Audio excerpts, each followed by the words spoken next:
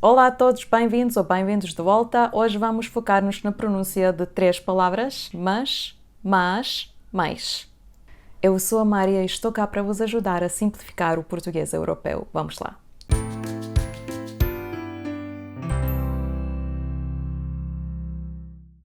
Começamos com a palavra M-A-S, que se pronuncia mas. Esse som articula-se com a língua baixa e na zona central da boca. O dorso da língua vai ter uma posição um pouco mais elevada em direção ao palato. A. Quando temos o som A aberto, isso não existe. Agora vamos pronunciar a palavra mas. Então, o som não é aberto, mas também não é não é mas, ok? Quando temos uma vogal depois da palavra mas, o som sh vai tornar-se em som z. Por exemplo, eu falo português, mas a minha amiga não. Mas a. Eu falo português, mas a minha amiga não. O Ricardo é português, mas ele não fala português. O Ricardo é português, mas ele não fala português. Então, o som semi-fechado A vai ficar, mas a palavra mas vai ser pronunciada mas. A segunda palavra é com o som A aberto. Mas. Então, é como um som A um pouco mais prolongado. Mas. Isso é a forma plural do adjetivo má, que significa bad. Uma palavra má, umas palavras más. A praia má, as praias más. Uma experiência má, umas experiências más. A terceira palavra é mais. Escreve-se M-A-I-S. Significa more. A palavra mais pronuncia-se com A aberto, má, e depois temos o som Y.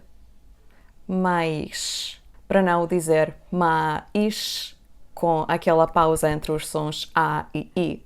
Para passar melhor do som A para o som X, vamos usar o som Y entre eles.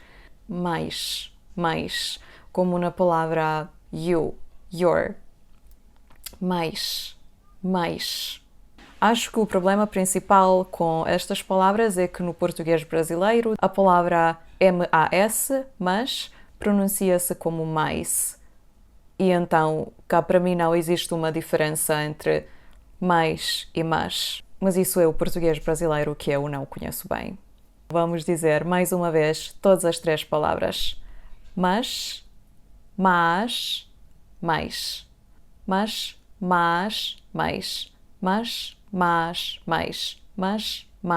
mais.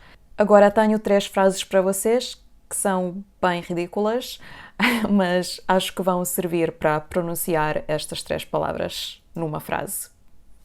Estiveram muito más, mas não se vão zangar mais. Estiveram muito más, o som aberto, mas, fechado, não se vão zangar mais. Estiveram muito más, mas não se vão zangar mais. Estiveram muito más, mas não se vão zangar mais. Que canções tão más, mas felizmente não se compõem mais. Que canções tão más, aberto, mas felizmente, fechado, não se compõem mais.